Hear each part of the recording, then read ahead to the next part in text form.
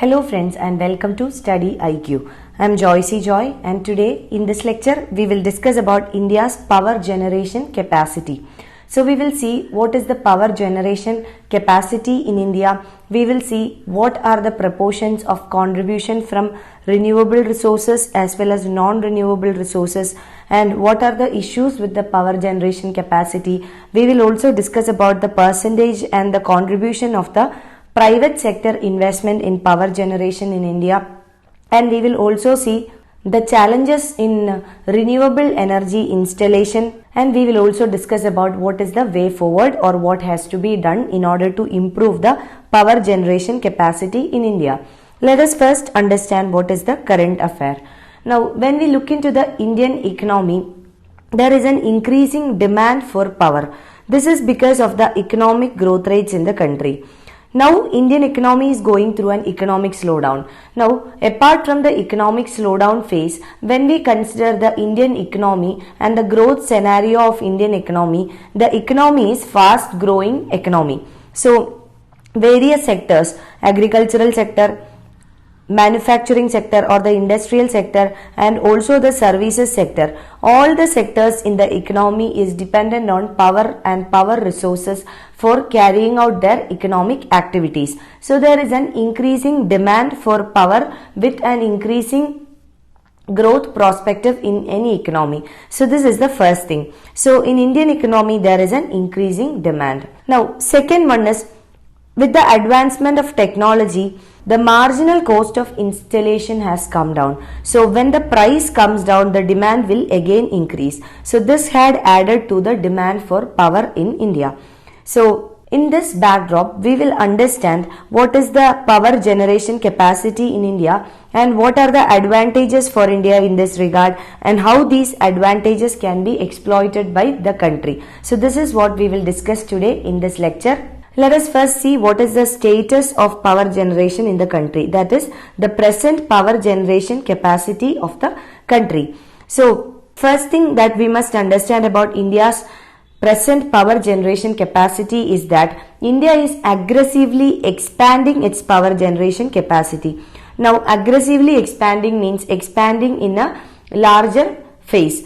So why we are expanding the power generation capacity? This is because, as we said in the current affair, the demand for power in the Indian economy is increasing. So with increasing demand, the generation or the power generation capacity is also being expanded in the economy.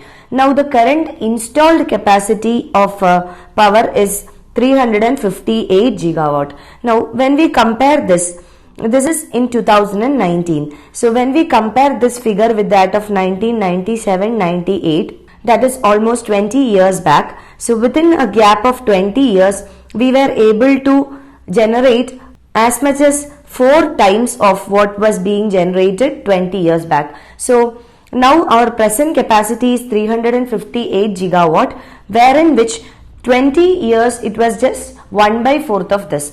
So we are aggressively expanding our power generation capacity in order to meet the present demands. So this shows that there is a doubling of the capacity in each of the past 2 decades, or we can say 75 megawatt power generation capacity is added every day. Now let us come to renewable energy or renewable power. In the recent years we have seen that major growth drivers have been renewable energy sources, namely solar and wind energy. So these are the 2 very popular renewable energy power sources in India. And when we look at the present government's policy in power generation, we will see that the present government is also emphasizing on generating power from renewable resources. So the government policy is also in this direction, and therefore the major growth drivers have been renewable energy resources like solar and wind energy. Now, when we talk about the private sector investment, it is very, very important. The investments from the private sector has made a significant contribution towards the power generation capacity, especially with regard to renewable power generation capacity. the private sector accounts for almost 1/2 or half of the installed power generation capacity. So the contribution of the private sector is very, very significant. They have contributed almost half or 1/2 of the total power generation capacity in the country. And for the last 3 years, the growth in the generation from the renewable energy has been almost 25%. So it is just about last 3 years. In the last 3 years alone, the renewable energy power generation capacity has increased by 25%, which is 1/4 of the total power generating capacity. So the growth is 25%. So this is very significant. As I said, one major reason is the policy of the present government. As you know, the International Solar Alliance was finalized by this government. So the government itself is giving a thrust towards generating power from renewable sources of energy. Now the aim of India is to have a capacity of renewable energy of 175 gigawatts by the year 2022. That is in another 3 years, 2.5 to 3 years, and 500 gigawatt by 2030. So this is the target of the government, target of the country. So this target is very, very important. This can be asked in some of your competitive examinations like the banking exams, SSC, state PSC, etc. So the target is 175 gigawatt by 2022 and 500 gigawatt by 2030. So this is the target of the government, and much of this target would be achieved from two major sources, solar energy and wind energy. So these are the two renewable energy sources that are prominent in our country. Now let us come to thermal plants. So we need to understand, why do thermal plants in the country still persist? Why do they still exist? What is the reason? We have seen that first of all, the policies of the government are directed towards generating renewable energy. Now secondly, we have also seen that the growth of the renewable energy generation is very high. In the last 3 years itself, it is 25%. So when the renewable energy sources have so much of significance and relevance, why do thermal plants still exist? Thermal plants, as you know, they have got environmental consequences, environmental impact. So why do they still exist? Let us understand that. So the thermal generation capacity in the country is almost 2/3 of the installed generation capacity in the country. So a majority of the total power generation in the country is through thermal plants.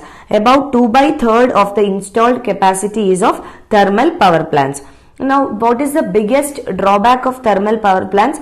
There is environmental impact. So the fossil fuels, they have a negative environmental impact. But even then, why do thermal power plants exist? The first reason is in the figures itself.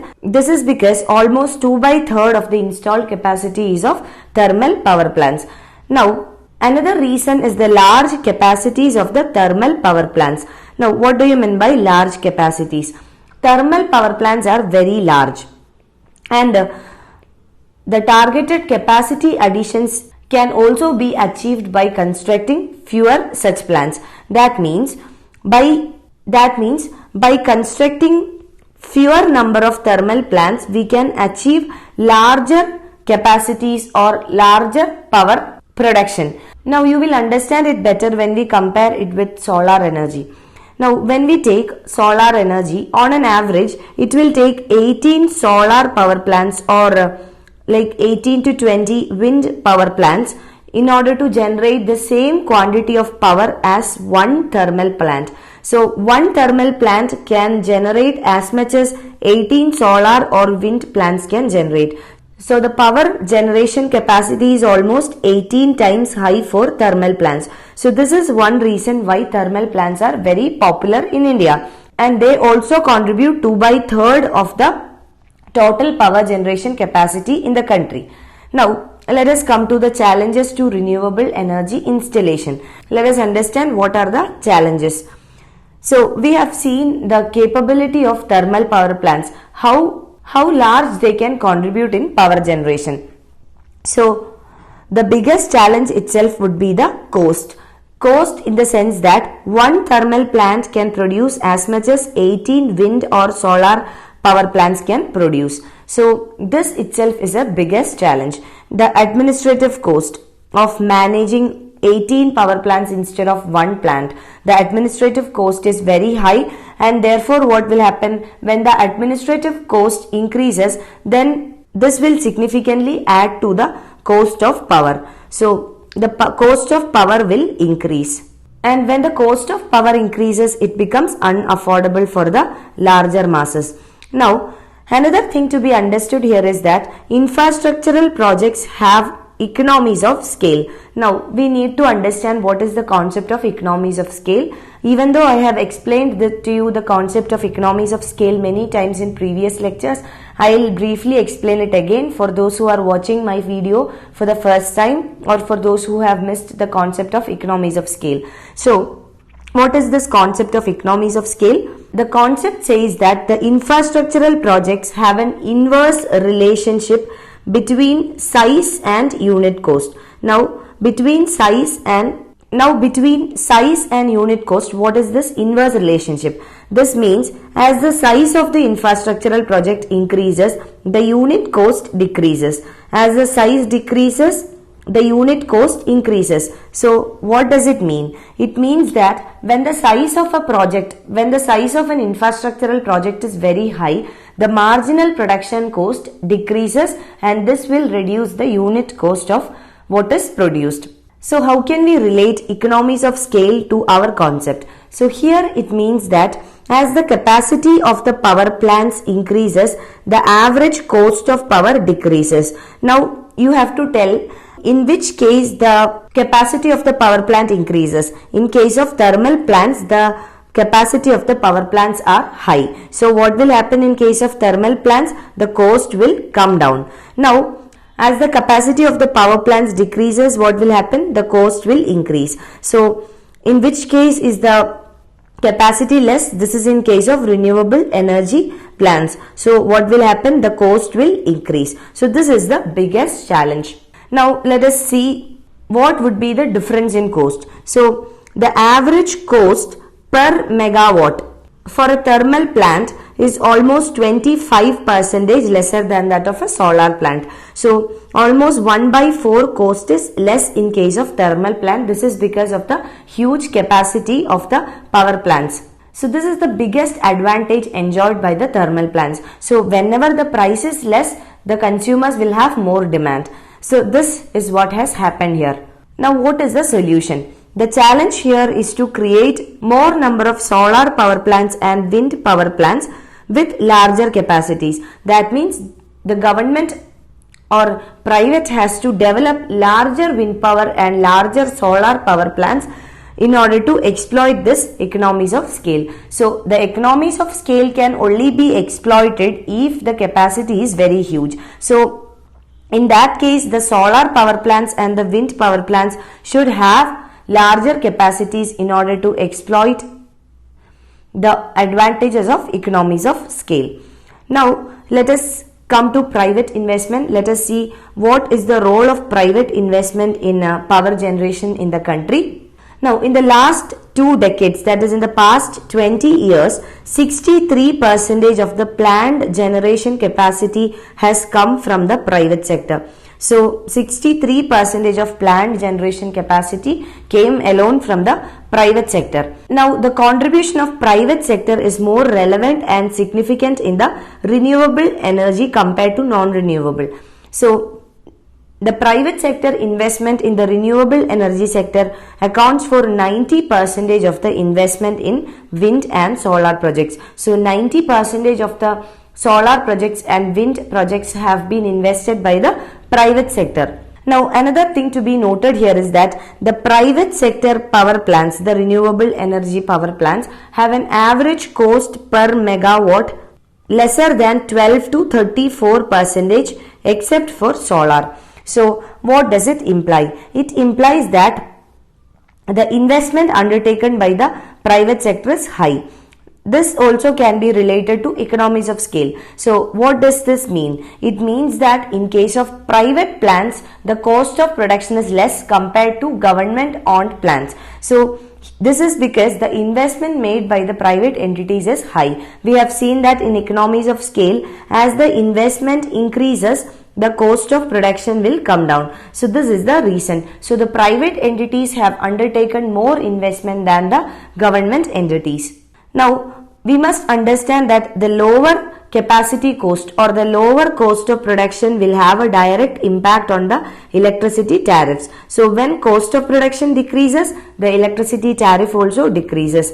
And the electricity tariff consists of mainly two components. The first one is fixed capacity cost.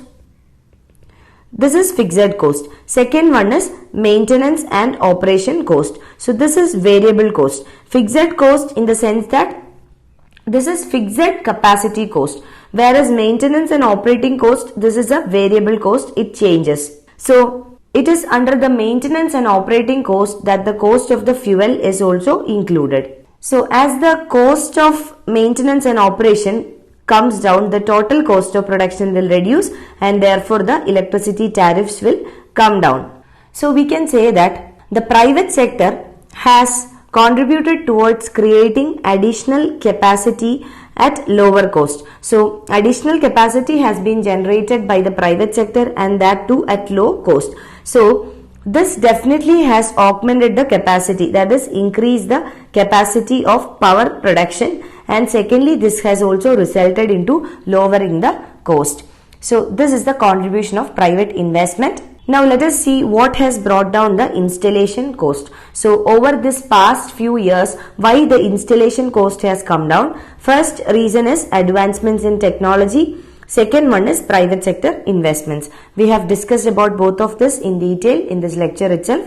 Now what has to be done? What is the way forward? First one is to create power generation assets so that the increasing demand for power can be met. Now second one is the power generation should take place at low unit cost. So this means that the consumers will get power at lower cost. So this is the second thing. Thirdly, the private sector investment should be further encouraged. So these are the steps that can be taken in order to again increase the power generating capacity and thereby meet the future needs or future demands of power in the economy. You can find the PDF of this lecture on our website www.studyiq.com. You can also follow my Facebook page for more video updates. You can write to me at joyce.studyiq@gmail.com for any of your queries and clarification. Thank you.